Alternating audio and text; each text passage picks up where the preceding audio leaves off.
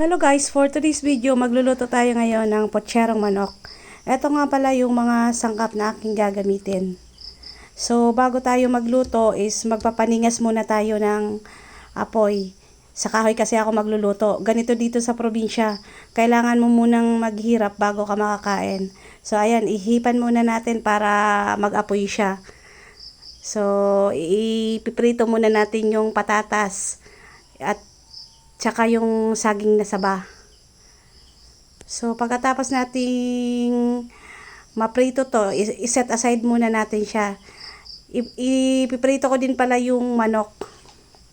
Mag-brown lang siya ng konti. So, magigisa na tayo ngayon ng bawang at sibuyas. Ilagay na natin yung naprito nating manok. Lagyan din natin siya ng tomato sauce. Ayan yung magpapasarap sa ating potsyero. So, yung mga naprito kong saging at patatas, ilagay na din natin. So, maglagay na din ako ng gulay. Yung repolyo at saka pechay. So, ayan guys, malapit na siyang maluto. So, ayan, mapapakain na naman tayo ng marami nito. So, ano pang inaantay? Kainan na!